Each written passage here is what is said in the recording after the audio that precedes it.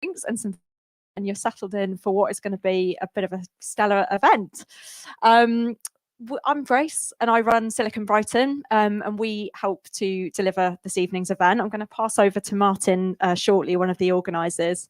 But just a little bit of an intro about Silicon Brighton for those of you who don't know what we do. We are the hosts of Brighton and Hove's Tech Sector. Brighton AI is one of a series of meetups, tech and digital meetups that happen across the city. But there's a whole host of them across different tech verticals, and they're all behind me on the big screen. They are free to join, very much like this evening. They're available to people at all levels. So whether you're in an industry or working in a specific vertical, you might just be interested in finding out a little bit more. Perhaps you're running a team that works within that vertical, or just a little bit tech curious. You're more than welcome at any of these. And they're all hybrid as well. So tonight has been live streamed, as are all of the others. And the idea behind all of these principles is that we're making or endeavouring to make these events, and therefore also just the industry and getting into the industry, as accessible as possible. These are all of our supporters, so businesses who contribute to us financially on a monthly basis to help continue to fund the work that we do in order to keep these meetups free. So a massive, massive thank you to all of our supporters. But we are not there yet. And also all of our meetups are run by volunteers who basically donate their time for free as well, including the speakers. So if you would like to talk at a future event, perhaps you want to get involved in running one of the meetup series that we support, perhaps you have just an idea for a topic, you want to volunteer in future, or you're part of a business that maybe wants to contribute financially to us in exchange for some promotion and recognition, then please get in touch and let us know. Would love to hear from you. There's myself, Charlie and Maureen across the room, as well as the organisers as well. These are our values. So everyone who attends our meetups, all of the organisers, the volunteers, the businesses we work with, the venues that we're in, and we'll come on to One Family in just one moment. We look for people who identify with the same values. If for whatever reason that you feel that any of these are being compromised in any way, please come and have a quiet word with myself, and we can handle that separately. You can follow us on socials. So we've got a really amazing in-person community, and there's loads of great stuff that kind of comes with meeting and greeting people in person together. But we also are online on various social channels. And you can also join us on Slack and carry on the conversation online as well in between. There's about 3,000 people as part of that community, and it's rapidly growing as well. Chat to people on there, introduce yourself, ask for help, offer help, anything like that. And just to give you a bit of an idea of the kind of variety of different events that we've got going on, some that are coming up are Brighton Blockchain on the 3rd. That is a sort of pub social, soft drinks very much available as well. Async is on the 4th. We've got Brighton Cloud on the 17th, and then JavaScript Brighton on the 18th. So that's just a couple, but we're always hosting anywhere between 1 to sometimes 5 or 6 events every week. That's the QR code for our events calendar. Check it out, get involved, tell your friends. And that's everything. I'm now going to hand over to Stuart from One Family to tell us a little bit about the company's office that we're in. Sorry, this was a bit of an improv thing that was agreed about 2 minutes ago, which is why I've gone completely inarticulate. Over to you. Thanks, Grace. My name's Steve, by the way. That's all right. Everybody gets it wrong. Anyway, well, welcome everybody. Good evening. So I'm the IT director here at One Family. So you've probably not, many of you might not have heard of us, but we're quite big in financial services. So we've got about 2 million customers in the UK, and we're big in child savings and investments, as well as life insurance and equity release. Really delighted to host this event this evening, and the subject's very close to my heart as well. So we at One Family, we started our AI journey proper about 3 years ago. So over that time, we've introduced things like speech analytics, chatbots, knowledge management systems, robotics, using a whole variety of different technologies there, and it's really delivered a lot of benefits for the company, for our customers as well. So looking forward to hearing from the panel tonight on the exciting world of AI. Thanks. Oh, right. There we go. I think I'm on the Howe mic. You can all hear me. So if you think you've come to this event, you're in the right place. If not, enjoy the session anyway, and there are beers to while away the time. Clicker. Thank you. Just one quick slide before we jump in. Dan Woolman, would you mind just standing up, Dan, briefly? Dan's asked me to drop this slide into the occasion. I think it's entirely appropriate. CEO of Tech Native, do a whole bunch of work in the community for good, and hopefully the slide speaks for itself. Scan that image. If you don't have time for that, because I'm going to jump on in a second, see Dan straight afterwards and sign up for this research. Thank you. That's the word. Yeah, see, lack of prep. Research around AI in your business. So reach out to Dan or scan the image or put it up at the end. Thank you, Dan. Pleasure. So Brighton AI, the slide's wrong. It says, well, it's right, more than 690 as of this morning, 701, maybe 702. It's growing quite quickly, we, as a group. The organising team, some of them are here, myself, Graham here, BC, Matt are also here. Come and talk to any of us about your world of AI, what you want from us in terms of an organisation group. We'll talk a little bit more about that, and I think Matt's going to cover that in his conversation. But we want to do more than meetups. Meetups are fantastic. We do one a month, and we try and mix up the format. So we're going to have a conversation with some very knowledgeable and experienced people that we've come to know in the community. So let me do some introductions. I will look at notes because I definitely would have forgotten most of this. Mary Kemp, she's a leader in AI enablement space and the co-founder of Simpler with I, who I've got to know as a very interesting business in Brighton and beyond. Mary stands at the forefront of AI adoption, transforming complex concepts, easier to say, into practical tools for business growth. Her unique expertise lies in bridging the gap between advanced technology and everyday business applications, making AI an accessible powerhouse for entrepreneurs. Welcome, Mary. Matt is the co-founder and chief vision officer for a fast-growing technology business, the Green Lemon Company. They build systems and AI solutions for customers from central government to financial services, from automotive to logistics business. His vision, modestly, is for Green Lemon Company to harness technology for the benefit of every species on the planet. Good goal, Matt. Catrina, Kat, is the managing director of DabApps, a leading Brighton-based software agency. Kat made the move towards tech 10 years ago.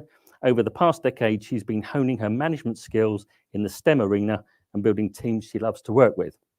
Kat is also on the advisory board for Tech Native and a hub for developing new talent with a focus on closing the skills gap and removing barriers to those currently underrepresented in the industry, which we all believe is a very important initiative. Well done, Kat. And Duncan has a career in film and art spanning over 35 years, would you believe? He's a film editor, AI artist, and award-winning short film director, collaborating with broadcasts such as the BBC, Discovery, ITV, PBS, and Netflix. He has gained prestigious awards, including Best Documentary Series Emmy for The Ascent of Money, National TV Awards, and international awards and nominations, with a win for Best Comedy, Los Angeles Film Festival, and Best in Festival for Heart of England Film Festival. So this panel, we're going to engage in a kind of a fireside chat, if we can, talking about their experiences with AI in business. In preparing for this, I mean, I, like all of us, think a lot about AI, but when you're presenting a panel on AI, trying to do a bit of homework or a bit of prep thinking, and I came up with this hypothesis, what I call the ape hypothesis, that AI can help businesses in 3 generic ways. There are probably others, but I've tried to group it into 3 groups for the purpose of this conversation. To amplify, I think AI can amplify the activities within the business, and in particular our small companies, probably like everybody in the room and everybody in our meetup groups, to behave bigger. Small is nimble. With AI tools and our nimbleness, I think we, small businesses, have the capacity to grow and utilize AI probably more than others. And we have a window of opportunity, I think, to do that. Hard to know how long, a couple of years, maybe 3, maybe more. I think now is the time to really think and learn about how we can make the most of AI and our nimbleness to compete and outpunch the bigger players. Hopefully we'll touch on that in our conversation. Problem solver, obviously AI is a brilliant problem solver.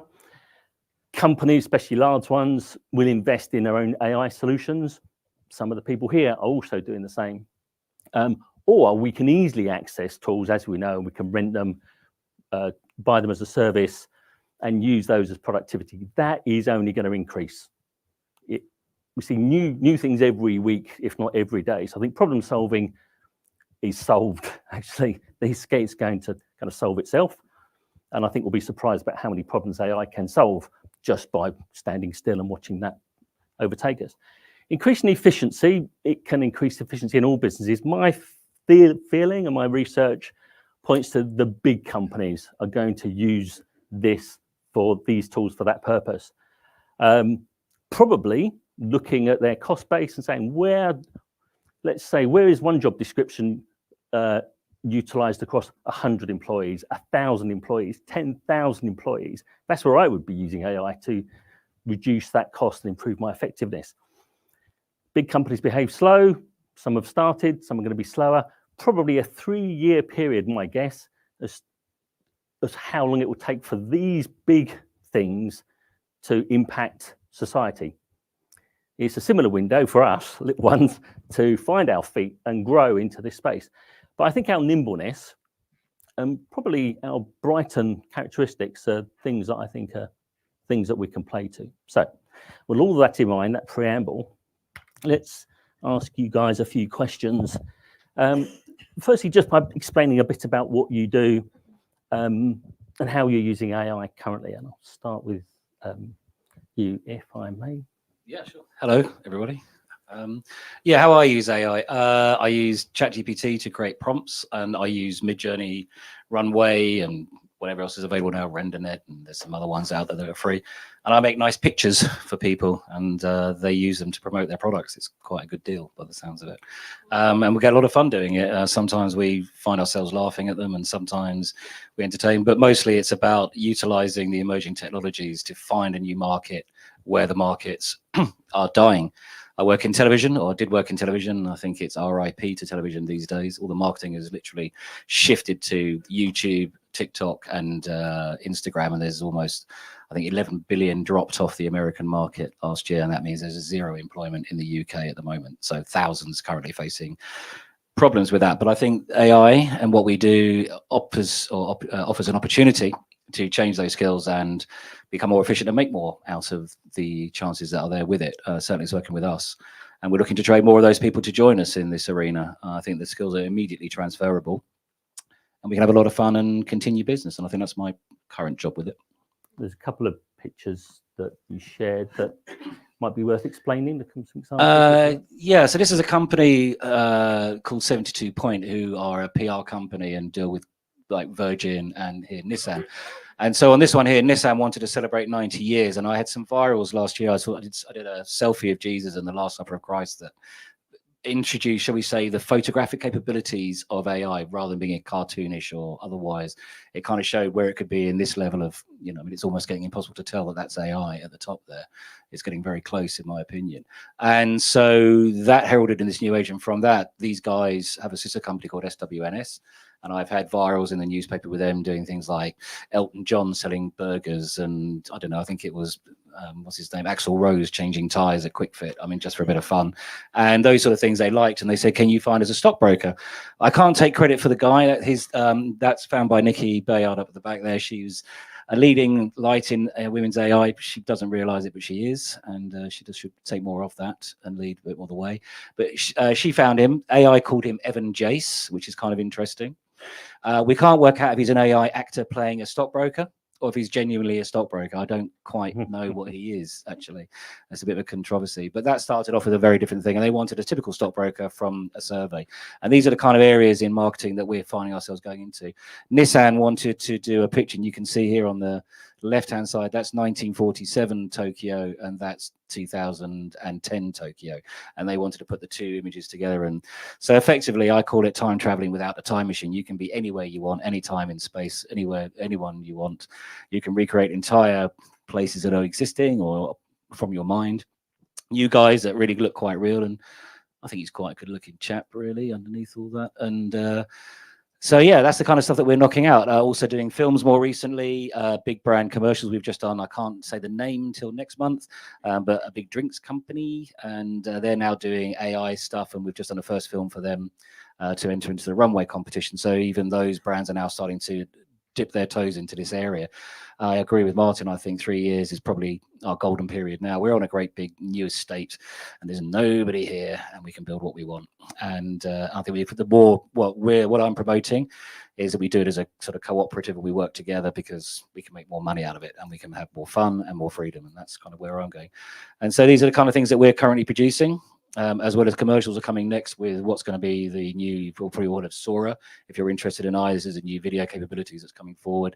That's going to blow the entire film industry to pieces. And so it's something that we can all get in on, and we can start to become studio-based Brighton. And my big thing is to bring in training into the area, encourage anybody of any age, of any background at all to get into AI. It doesn't matter if you're artistic, if you've got a sense of humor and you like playing with computers and you can talk to people, you can probably do AI. Okay, that's all you need to do. This isn't some big C3PO from Star Wars. This is a power tool. You could be given a drill with a team of people that will operate the drill for you. And so you can just tell them what to do, and it's like that's what you've got. So embrace it, love it. I'm not going to say like that, say it at OpenAI, which is, guys, just suck it up because it's happening. I can't really say that, but I'm going to take that little bit of sort of some seriousness from that. It's happening.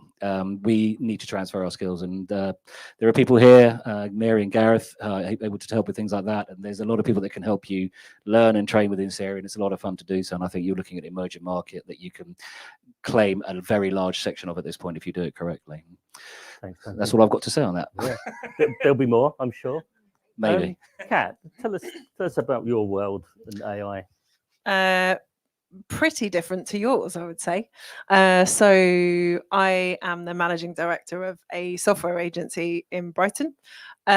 We build applications that are mostly used within businesses. So it might be doing calculations on a load of data and representing that in some way that makes that more interesting, or improving processes and that kind of stuff.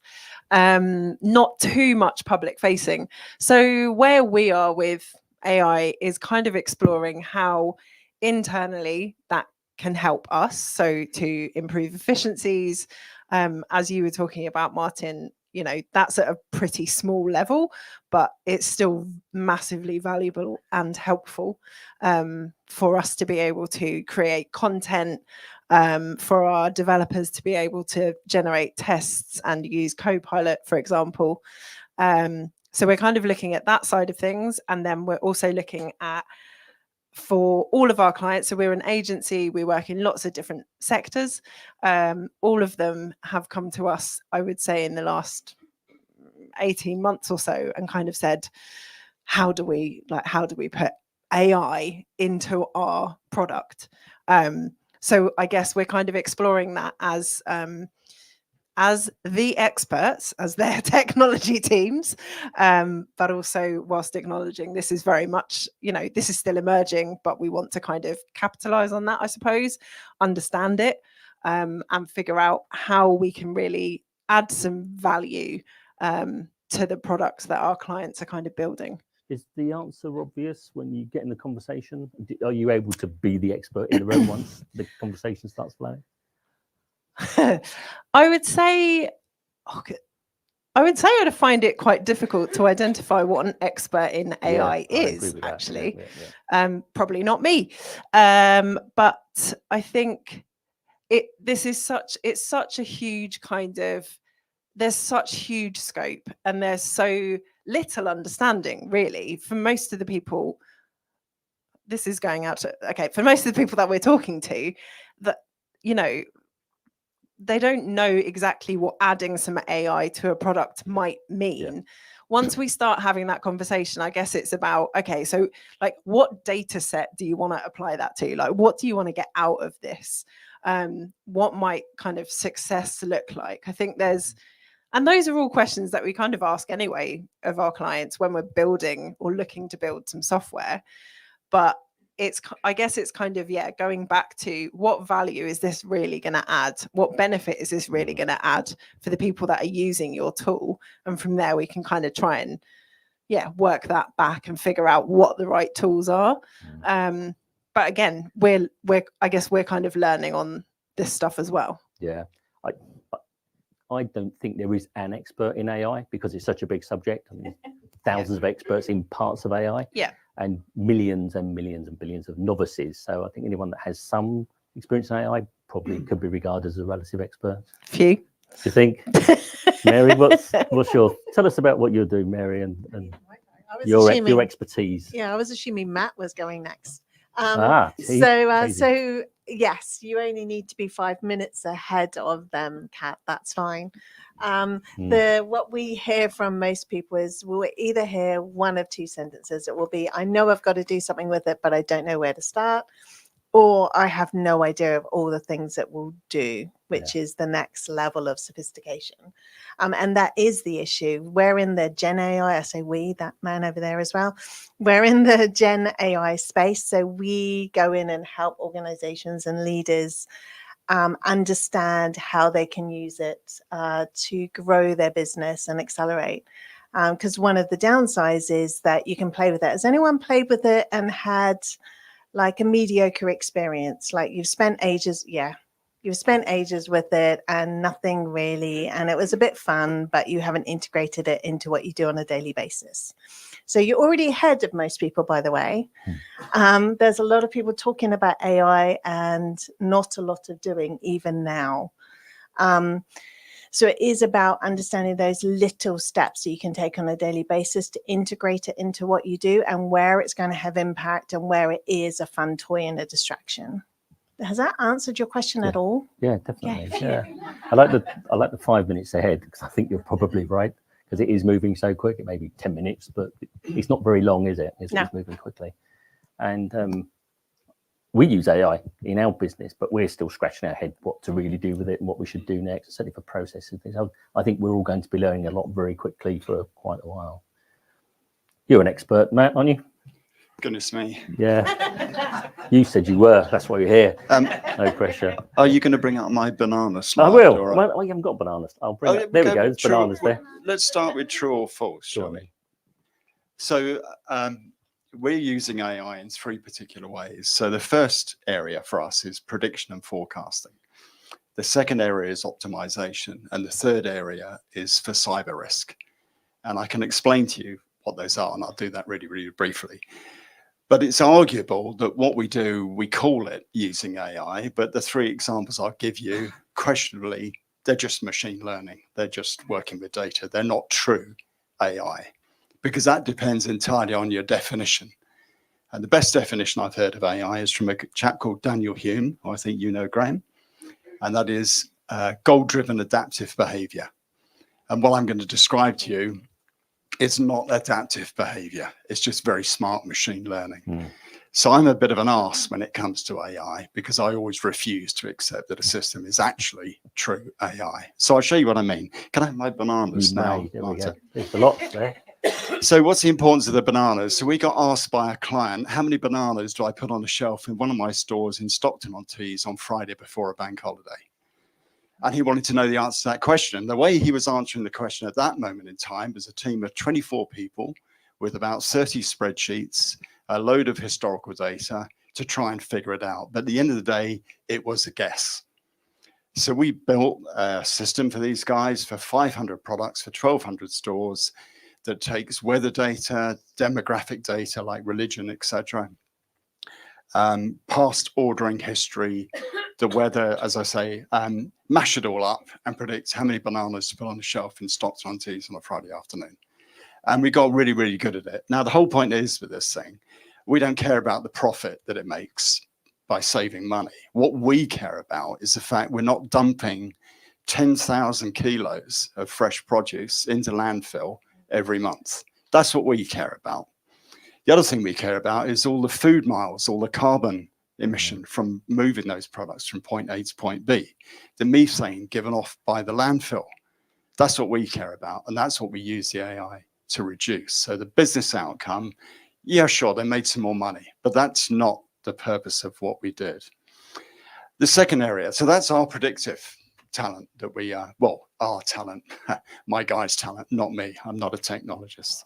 The second area, optimization, is all about, the example I'll give you is extradition.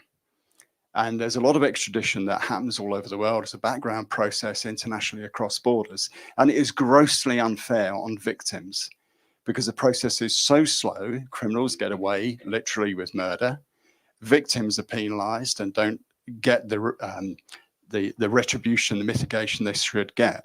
So we've used AI to accelerate the process of international extradition by analyzing all the documents and bringing it all together in the same language, et cetera, et cetera. We've used AI to do that, and it works very well, and it brings justice to people quicker, that people don't have to wait for their compensation, et cetera, et cetera. That's the bit we care about.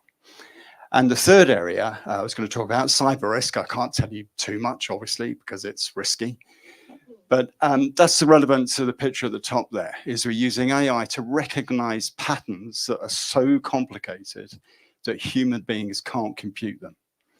And we do have an AI expert in the room, Graham. You have your master's degree, I believe. And Graham knows better than any of us that once you get to like 5 or 7 layers of complexity, a human being is unable to compute, is unable to understand the pattern in the data.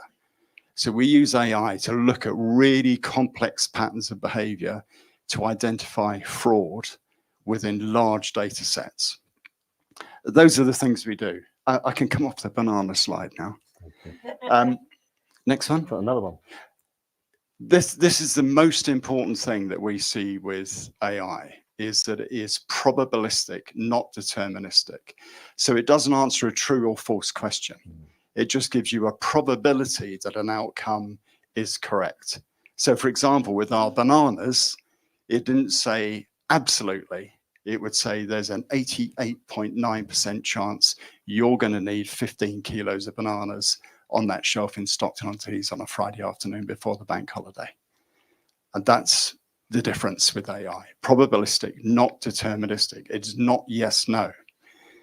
Do you want me to cover the framework yet? You come back to yeah, I think we'll get it towards the end. Thank you. Yeah, and there's some more questions on that in a second. I wanted to, Mary, you've got a couple of slides I think might be useful to talk through at this point, and then we can perhaps move on from these points you're covering. Thank you. So this is actually showing how the future is going to look, and actually we've got people doing this now. So usually up top, you would have to do it all yourself. And 10 steps, it's usually more than that. And the value of your time and everything that goes into it. What we're seeing now is that, you know, AI is human led. So you will go and share it. So the fraction of time that it takes you, yeah, it's a huge saving, not just in time, but in cognitive load. So you're able to do your best work, not the mundane, repetitive work. And we're seeing that actually. We work with the council helping refugees and over 50s get back into work. And one of the things that they would do, there's something called ESOL levels, which is English as a second language. And you need it at different levels. And the tutors would have to spend a lot of time adjusting the language and the graphics for these tasks that they're helping to teach people to integrate into Brighton. And they would usually take 2 to 3 hours to do this. And we were able to show them using chat how they could do that in 5 to 10 minutes. So now they're able to spend more time people facing and supporting people, which is what they want to do. It's like what you were saying, that's where the impact is. So it's all about being more human and understanding what tasks to you have to do yourself and what you can pass off to your lovely little collaborator. And it's kind of talks to that amplification piece and the inverse of that, which you and I talked about earlier, Duncan, which is how can you charge £1,500 a day when it only takes you 5 minutes to produce the same output? Well, can you? I mean, I can start that with the old analogy about the engine that isn't working, and the guy walks around it and they can't get it working, and he walks around and looks at it for 5 minutes and taps it with a hammer and gives a 10 grand bill, and he says, well, it's 9,999 for the knowledge and £1 for the hammer. So it's like, how do you charge? And the idea is that, yeah, we do have this kind of pricing model at the moment. Of course, there's always going to be day rates that we stick to, and I think those haven't changed maybe too much within that kind of framework. But where you know, the value for us, I mean, for instance, let's say you want to do a shoot and we go back to Evan Jace and we look at our lovely chap. I mean, to do that shoot, you think about what's going on there. There's hair, makeup, costume, department, location, props, makeup, etc., etc., etc. You're probably looking at 25 grand to do that shot, something like that if you did it. So if I offered you a saving of 80% on that, am I expensive? Possibly not. It depends on how it's relatively looked at. So I think there's room to maneuver with that. And I think there are day rates and so on. We know there are professional rates for people that we expect to pay and so on. But for us, I think I want to follow up on what Mary was saying, which is a lot of you probably have had a go and you kind of go, oh, that's fun. Yeah, I like that picture. I like the, you know, I loved your monkey on, or the ape on the beach. I thought he's brilliant. And something like that can be great to make. And you can all do that very quickly. And I think that's where the power of it is for you guys going forward. If you're thinking about campaigning or marketing or PR or anything like that, you've got the ability to now set up these concepts and ideas like you've never had the option to do so in the past before, which means that you can then say to your clients way ahead of the game. I mean, normally you'd present something like that at the end of the shoot. You know, now you can do it prior to the shoot and actually get people interested in investing in your business. And so I think where AI is going to clean up, I think there'll always be a resistance to it because filmmakers want to make films and people want to use cameras. And I think we have to incorporate the human element of that. But this, for the people that perhaps don't have those budgets and can't spend 50, 100, 2 million on doing their productions, which is most people can spend some money on that. So these kind of opportunities, when you can do a product like that, and you can, Martin can say to me, I've got this great ape on the beach, and I say, oh yeah, he's great. Okay, can you take it to a commercial level? I say, yeah, I reckon we need to spend a day on it. And it would be like, I don't know if you noticed, but it wasn't the London 360, was it? It was something out of Shanghai, we think maybe, or Seattle. Yeah. And so that would need replacing, and that might take, I mean, I could just cut that out and replace it. But there is an operation level to do that. So you can come to me with your product and I can increase it and get it more up to date. I can pre-change some focus areas and whatever else. And we can start to charge for that process and we can work it out at what it's going to be. Again, I'll go back to Nikki. Nikki is learning this kind of stuff now. She's transferring from hospitality into this industry and has adopted doing things like out painting and in painting and making these sort of changes. So we're finding that actually there's business coming through this emerging market where one door is closing, another one is opening. And so I think, what was your original question? I think I've forgotten it in my waffling. But how are we using this? It's that cost level. For us, the cost level. This is where I think, have I gone off? No, am I too close? No, you're no. Okay. Start singing, "Oh, Danny boy."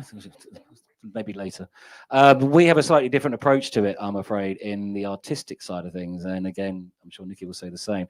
It does make you more productive in everyday work. This is absolute fact. You just go bang and it's done it for you. We all know how to do the drudgery. We know how to write these business plans and so on, but they often take 3 months, and this thing can do it in 10 minutes for you. And it just takes that legwork out of it, In terms of what we're doing in artwork, it doesn't really work like that in the same way.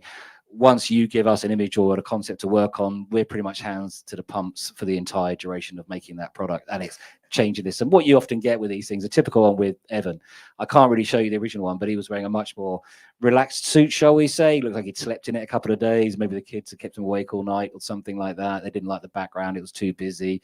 You know, the desk was covered in, I think they wanted steak and chips and all this sort of stuff and God knows else what. And, you know, so we refined it down. He actually took about 2 days to make. By the time we had to clean out the background. So he comes on a different background. We take the background off, put a new background onto it, then increase the background of it, then put in the pictures of his family that then go on, then change his watch, then change his cufflinks, then change his suit, then change his tie. And all this is just taking time. So we're constantly working with an AI on that. It does make it easier for us because I'm not spending 3 weeks on location with a really angry or obstreperous actor. I've got to deal with that, you know. And it's going to get better, isn't it? I mean, and this is the first wave. Yeah. This is the first crash on the beach, and we're already doing world-class levels. I actually don't. Someone said to me, "Do you think it's going to get better?" And I said, "I'm not sure how it can get better than that.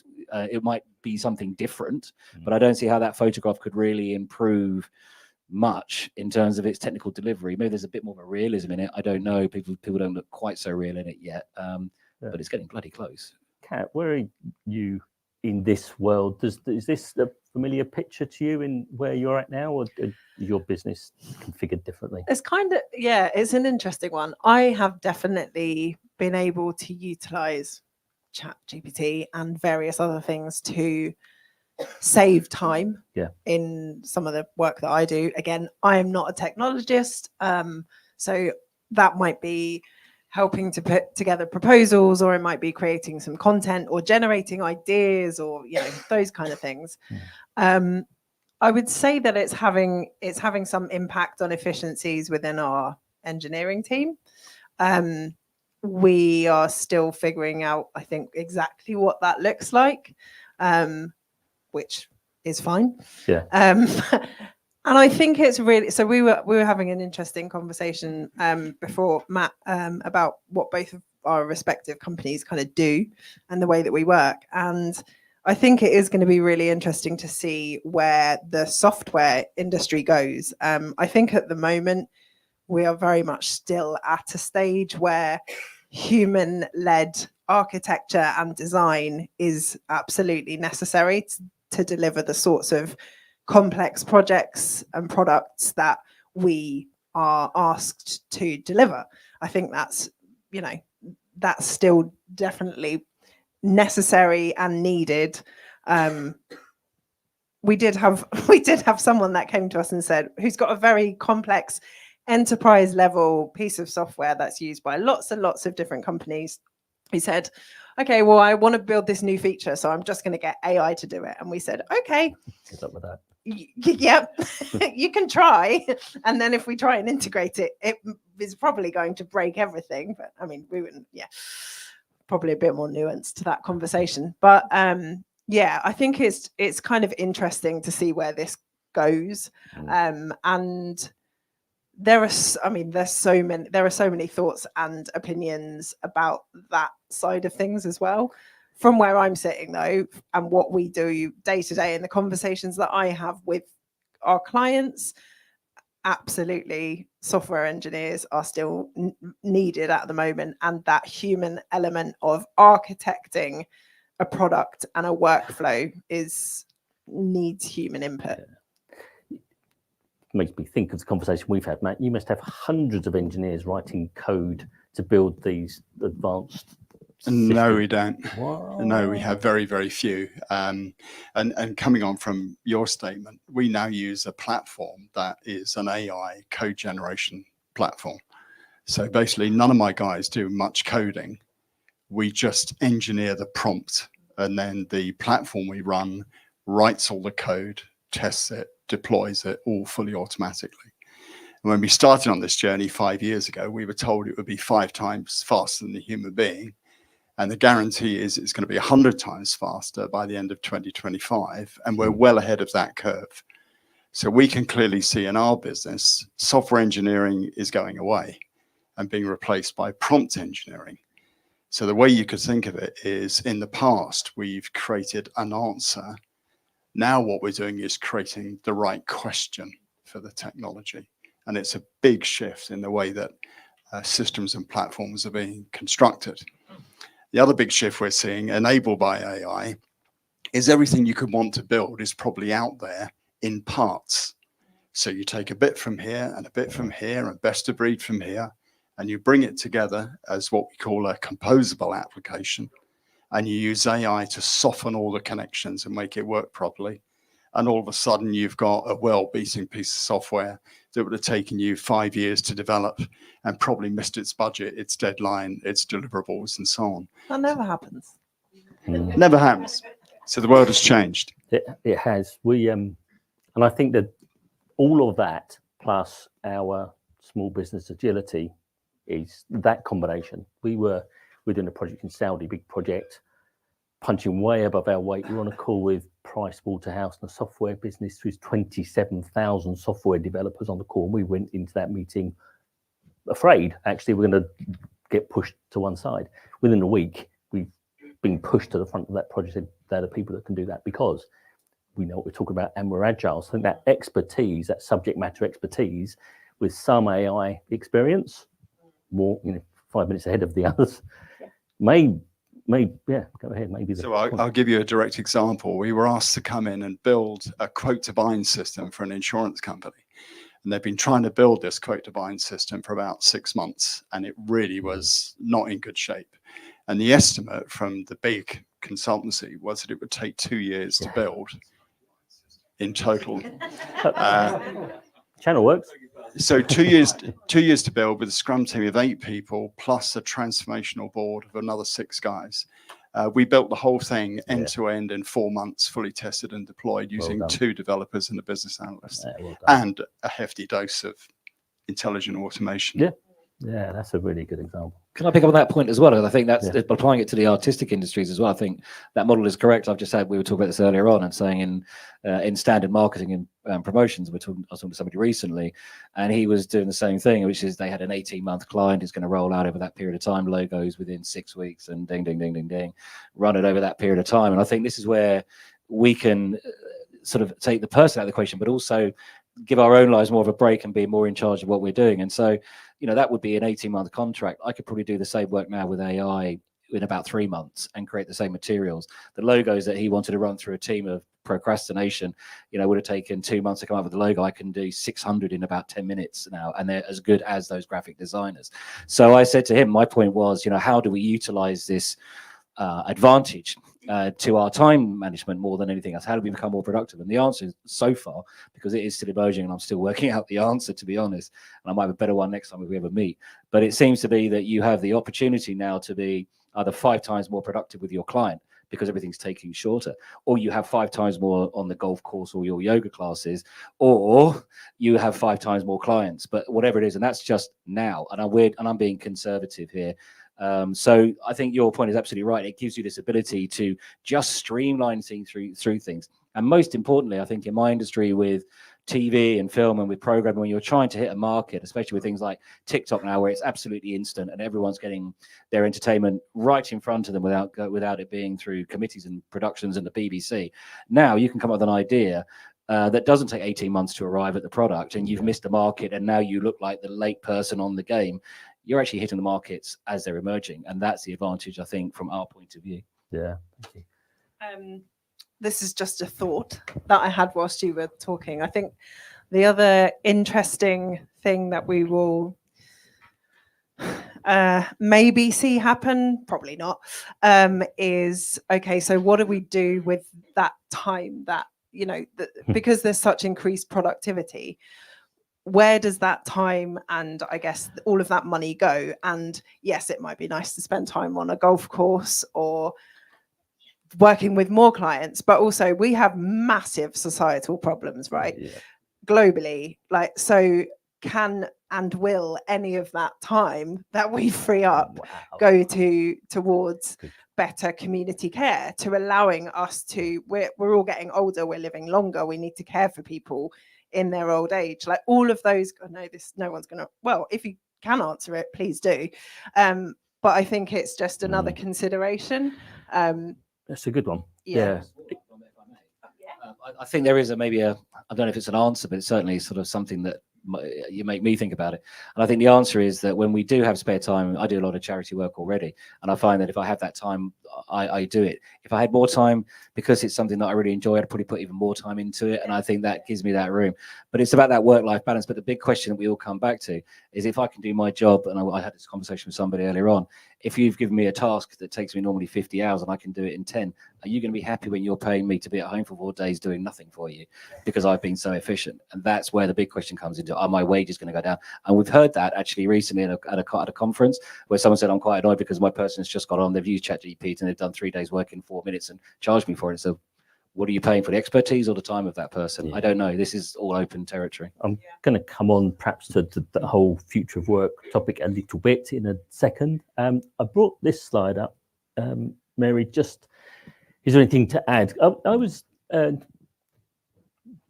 impressed by what I saw you had put together as a suite of products that help businesses with these very vertical activities. Maybe just talk a bit about that. So on camera, you said you were impressed. So I'm just going to take true, that. no, That's it's fine.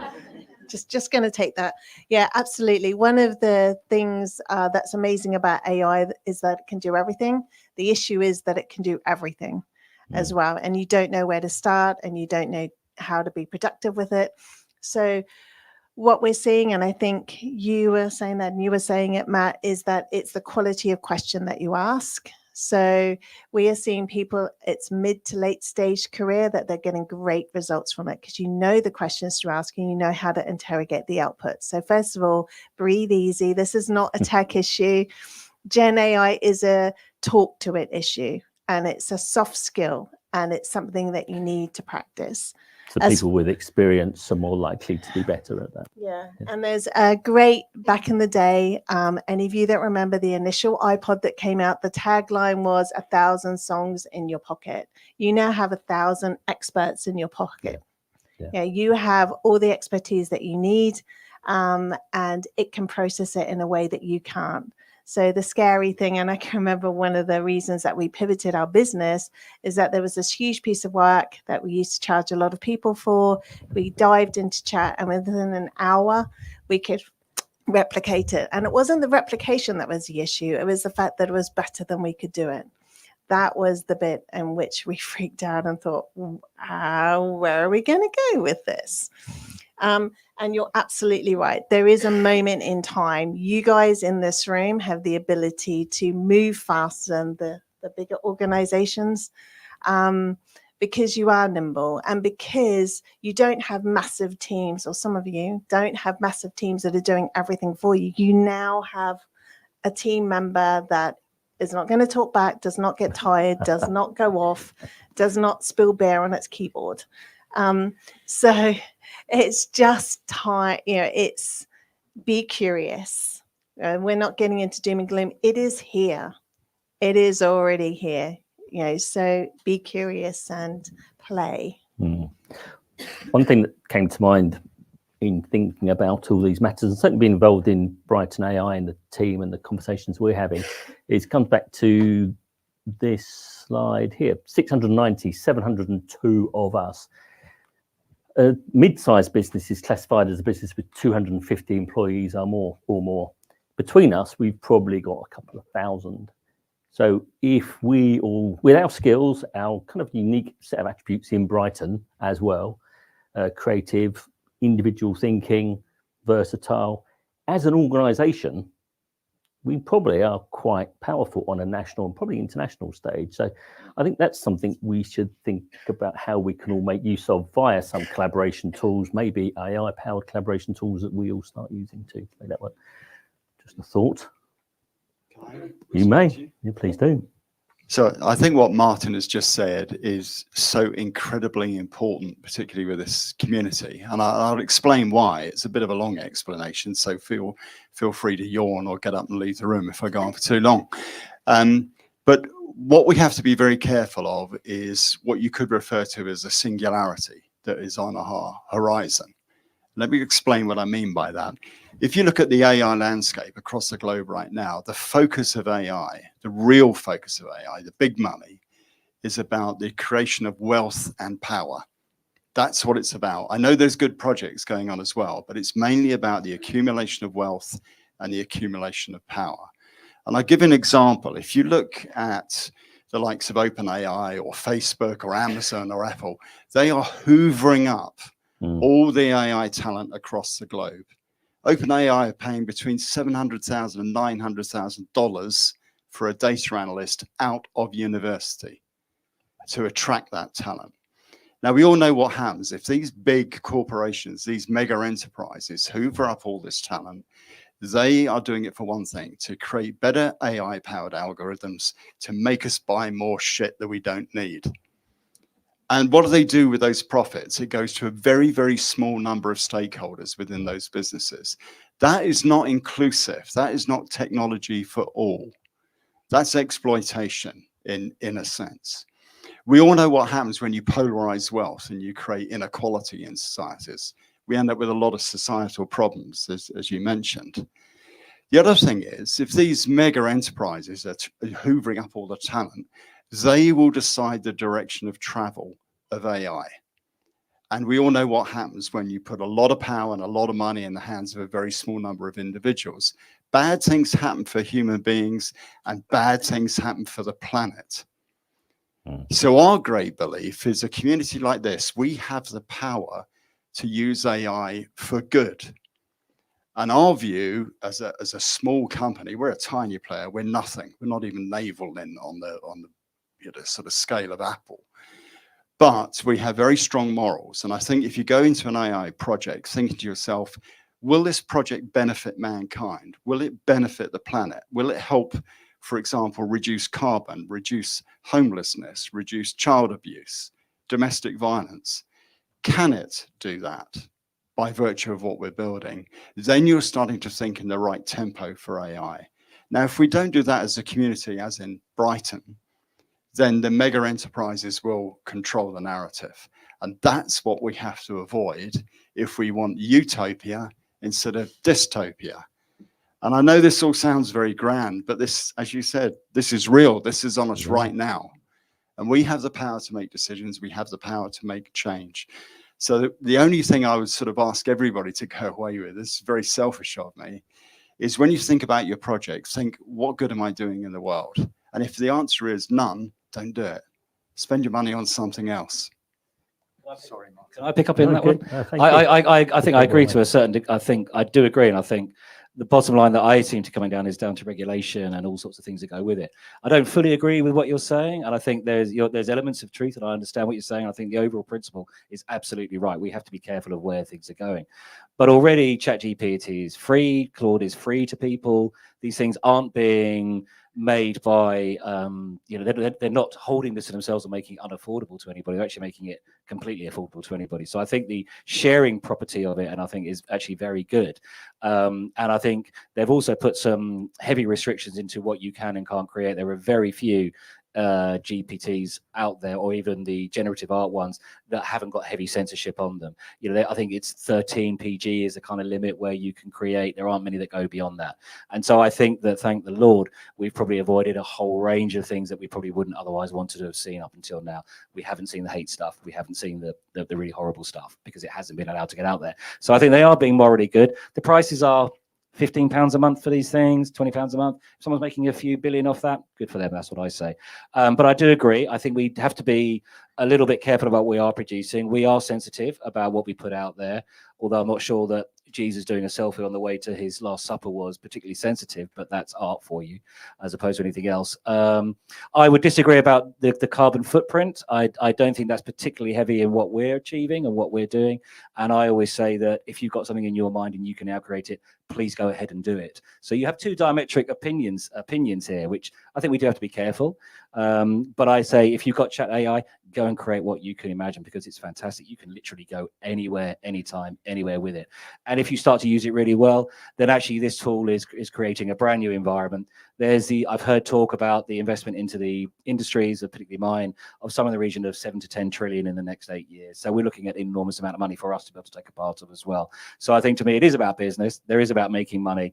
It is about being conscious of the planet. It is about being careful about the way we do things. There are some people that we've met here who want to put carbon neutral storage and render engines into heat swimming pools. We heard, I think, last week at Silicon AI. And so there are ways of offsetting this problem that we've got with the environment and so on. But the upshot could be, at the moment, if you're working 50 hours a week and you're taking 10 buses to work and you're eating 5 lunches and you're doing these things, I can bring that down to 1 day.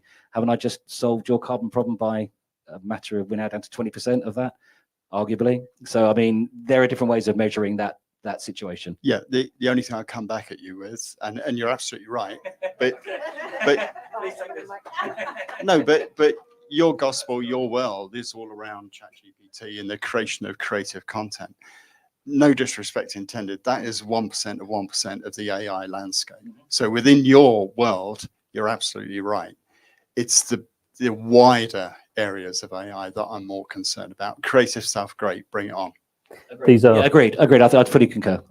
These are huge topics, right? That we're not going to resolve.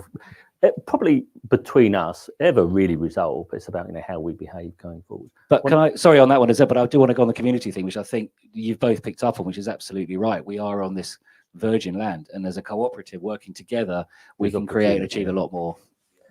One of the things I wanted to touch on, I'm looking at Grace, mindful of time. I'll keep going on until you start waving at me. Kat, we had a conversation a little while ago about jobs, and all these efficiencies means there's more work to do or less people to do them.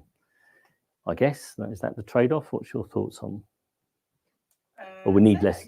Well, we need if we could be more productive, we don't need as many people to do the work. Yes. I mean, as we've kind of touched on already, I think that there's so much to that. I guess it's kind of, it's a massive kind of industrial technological shift, isn't it? Yeah. And we will only know what the outcome of that is in X number of years' time and what the impact on the human race is, and our economy and the industries that we work in some number of years' time. Are you concerned about staffing, either finding enough of the right people or actually having too many of the wrong people? Honestly, at the moment, no. No. Maybe I'm wrong, but yeah. Yeah, we're just about to jump onto questions. So well done for picking up the initiative and starting that process. So please, could you mind saying your name and who you're with? Yes, I'm Carlotta from Shopify. Thank you. So my question relates to the fact that who defined that we have to work 40 hours a week? Yeah. It was a guy during the Industrial Revolution, right? So who says that we can move to a 4-day working week with the same output? Why would we have to reduce the pay if the output is the same? Yeah, 4-day working week is I wouldn't say it's becoming increasingly common, but it is a small trend. Go on. Yeah, so just to your point, we moved to a 4-day week in October year before. So we've been on it for quite a while. Our productivity has actually gone up by about 8% in terms of delivery points. Everyone's mental health is really strong. We've got quite a bit of discipline around the 4-day week. The team operate the rules and they would die to keep it. So if we're about to miss a deadline, they will do anything to get us back on track. But they do it with a big smile on their faces because they know they've got a 3-day weekend. So you're absolutely right. It works perfectly and our clients love it, even though they're very jealous. Yeah. I'm sure. Yeah, I expect there will be more capacity in the workforce, especially digital workforce. Question is what we do about that. So, any more questions on, well, show of hands. I had another question very quickly. Sorry. Very quickly then. Very quickly. In terms of regulations, whenever there is technology and there is exponential growth in terms of technology, which type of policies and regulations do you think are going to kind of appear and catch up with technology in the next Good couple question. of years? We're going to kind of wrap up a bit on that point as kind of the final piece to talk about. So we will definitely come back to that. Yes, this gentleman here, you had your hand up. Hi. Name and, should be. Name and number. I'm Yeah. David Watley, my shop local. Thank you very much for the panel discussion. It's very interesting. I want to make a statement rather than a question, and it's about productivity and where we're going as humanity. We cannot really keep growing. Human population cannot keep growing the rate it is, and we need to embrace technology to take out the pressure. You know, we've got certain populations like Italy, for example. It's a shrinking population. Sorry, Alessandro. It's shrinking. We can use technology to solve that problem. We don't have to keep having babies to grow our economies. So we need to look at ways to actually embrace it. But I think we also need to think about the humanity, and we're all intelligent people in this room. There are a lot of people who are juggling 3-4 jobs just to pay their wages. And they're not part of this equation. We've got to think about their lifestyles as well. So there's a lot of good. I'd like to say Brighton AI for good, because Matt, I absolutely agree with you. We need to look at ways to do this. Yeah, that is. But let's not be afraid of it. Let's embrace it and see that it can help humanity rather than stop it. We are trying to engage with city services, Wes, aren't we? On exploring how we can embrace AI for good and do some deliberate, active projects locally. Part of the challenge is the pace at which larger organisations move is very slow compared to the pace at which we can and want to deliver some of these technologies. So we will do those. Whether we'll do those in the time span that I would like to do those, I don't know. But I'm confident we'll find projects where we together as a community will actually start using some of these tools, just saying, hey, why don't you use this to make some local impact? I'm keen to explore that. Somebody else had a hand up. Dan?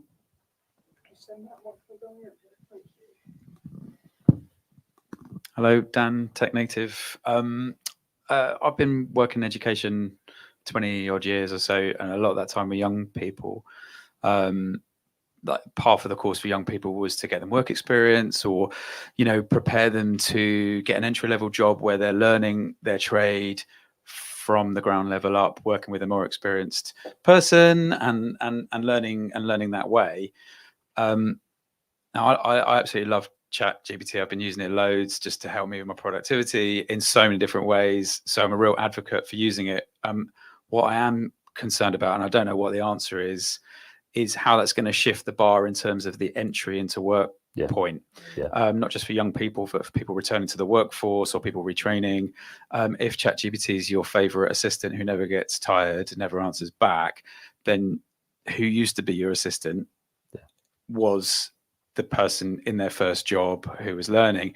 So how is that going to change the entry point for people starting out on their careers, learning their trade, when there's not so much need for that assistant role in the first place, and that particular job is being taken up so much by these brilliant AI tools?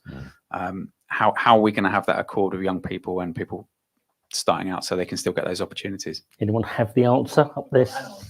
That answer. I think you're absolutely right. I mean, you know, it's what defines you in a competitive market. And I would say, up until now, if I, of course, going to employ, if I came down to the last two, if one probably had volunteering on it and the other one didn't, I'd probably take the one with the volunteering because they show a certain type of character. I think if I'm getting to the point now where it's, have they got AI or not AI, I'm going to take the person with AI because it's just a skill base that you should now be able to tick on your box. And if you haven't got it, you're out the game. Okay. And I think that's really going to be the future for young people. When I talk to young people who are in university, one of the things they're saying is that it's not being developed enough into the courses that they're doing. And therefore, outside of their course, they could be studying at a rate of knots. And inside the course, they're stuck on the original course pathway that the course has got to deliver them. Now, I'm going to say that I think the original course pathway is absolutely vital to stick to for those people. As I progress more into AI and as I progress more into making films and more into creating things for people, I'm realizing that I need more and more and more knowledge of what I'm actually trying to achieve. I need to know about that hair or that time or that period or whatever it is that's going on, and to be able to get it accurately correct. So what we're offering is the same thing. We're now looking at encouraging exactly those people into the area. We've got a lot of work coming through, and we expect to get more work from this environment in terms of creativity. The one thing I want is people to come up underneath, and I want to be able to have them see what we're doing and be given tasks to create and go forward with. I say with my industry, you still have to go. If I say I want that shot, it's still going to take you 10 hours to sit at that shot. Someone's got to do that. If I'm working on 6 other shots, I need that person to do that. If I'm cutting the film, I need some shots. I need someone to do that. So I think in my particular industry, I don't think it's going to go away so much. I think it's going to be, as you came in and you learn how to use a camera or an audio thing, or you learn how to do location and so on, you'll now get camera, location, light, sound, AI. And I think it'll just be an additional tool, and you'll need more knowledge than you ever needed to, because as an editor, after 30 years of sitting there with people going, yeah, you want what, you know, and okay, yeah, okay. I've learned to describe the situations that are in front of me completely. And I think that's the key to AI. And we come back to the prompting, which is the better you are at describing what you can do, which means the more broad you are in your education, the more broad you are in your reading, the more broad you are in your inputs, the more you seek that knowledge and stuff, you'll be able to express that more to the computer you're talking to, and it will give you the results that you want. So I think it's vital that the people from underneath get trained up underneath. But AI, if you've got it on your CV, you're ahead of the game. Mary, you wanted to add to that, did you? No, I was just going to say the same kind of thing and go on. I was going to say people aren't going to replace AI. People using AI will. So it's a soft skill, and it's what's I think is going to happen is that it's more human. So we've got to get our soft skills, our communication, our teamwork, all of that kind of thing is going to come to the fore. We're not going to be hiding behind our screens anymore. We've got one more question. Gracie's pointing at me fervently, saying,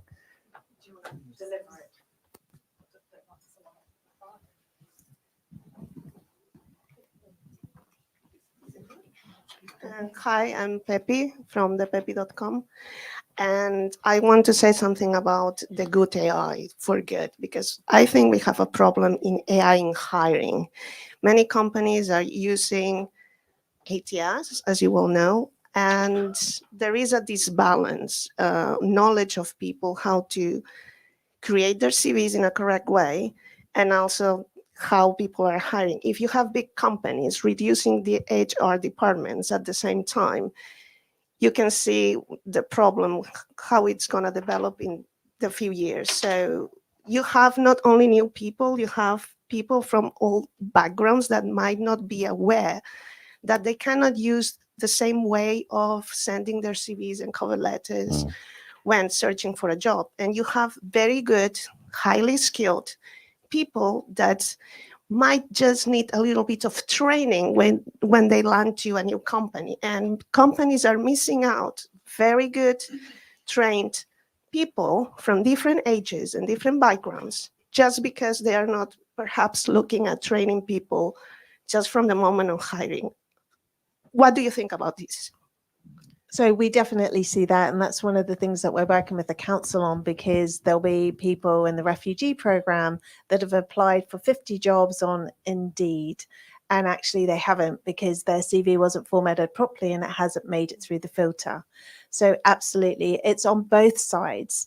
It's on the training side, the soft skill of being able to engage with the tool and use it so it gives the output that you need reliably. But it's also the sensitivity of the companies themselves. I mean, we've seen that with Amazon spitting out. They deferred it all to AI, didn't they? And then they had that massive problem with it, not accepting people through, and huge issues. So I think what we're doing is, and the pendulum will swing. So a large organization is going to full AI and realizing where the edges are, and actually, you know, we still need the human in there. We need to be able to reliably replicate the human as well, because AI can't do empathy.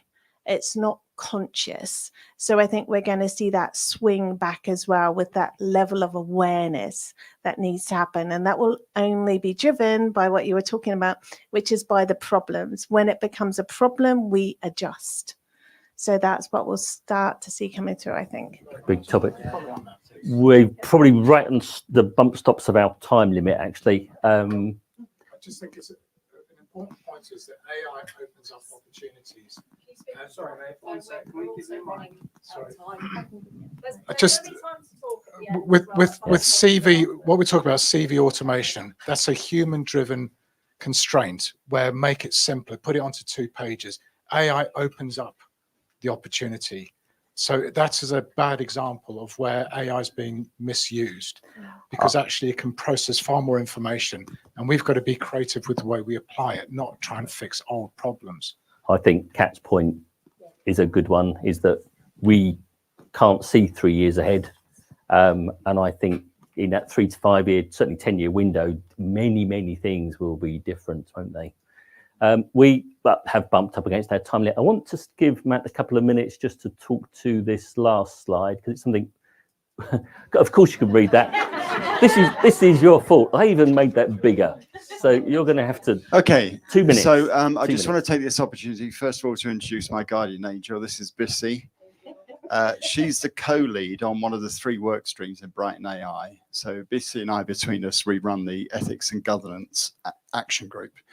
And our Q1 task was to create Brighton's first ethical implementation framework for AI. And that's what we've done. And this is it here. I don't expect you to be able to read this, by the way. So this is on our website now. And basically what it is, think of it as a checklist of all the things that you need to think about when you're going to implement an AI-based project. Yeah. Now, not all of it will be relevant. Some of it will, some of it won't. But it's not about how you run a project. It's about what is the purpose of the AI that you're going to deliver. Can it cause harm to a vulnerable group? Is it inclusive?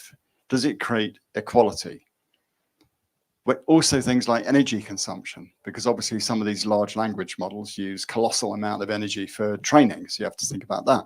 So it's a checklist of all the things you should think about as a project team before you press the button on your AI life cycle. Yeah. And we've created this thing. It's going to be on the website. And basically you've got on the left there, the principle that we're looking at, supporting tenants. What does it actually mean in plain English?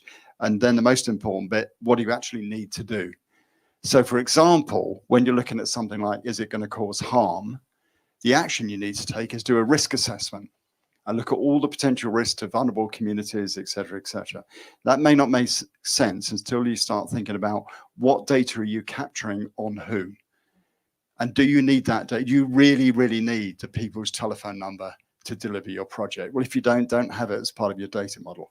Yeah, so it makes you think about all the different aspects involved in an AI project. It's draft. This has done an amazing job of distilling, crikey, I don't know, 15 different frameworks down to one. She didn't. She did it all by hand. All by hand. And the idea of it is that we've taken like UNESCO and the European regulations. Yeah, and the OECD.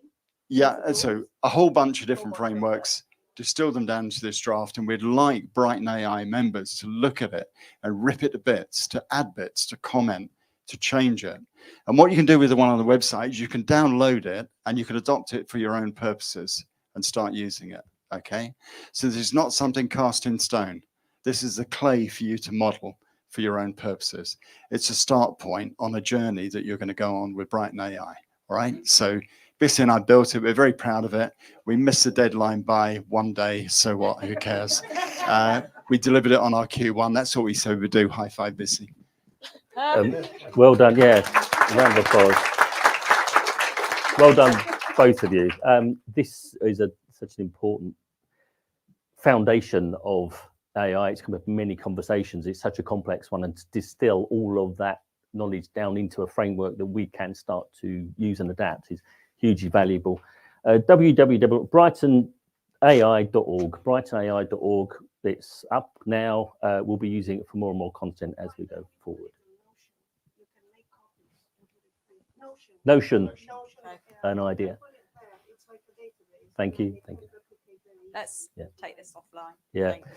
The good news is we can continue this conversation over the road at the Oculist. Grace has checked it out, so it's highly recommended. So I'll be heading over there shortly with hopefully others to continue this conversation. Thank you, fellow panelists, for your time, expertise, sharing your knowledge wisely. Thank you for everybody coming along. Thank you, Grace, Silicon Brighton. Thank you for our host on the wonderful venue.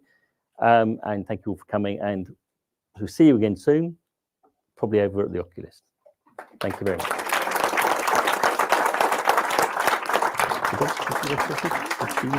much.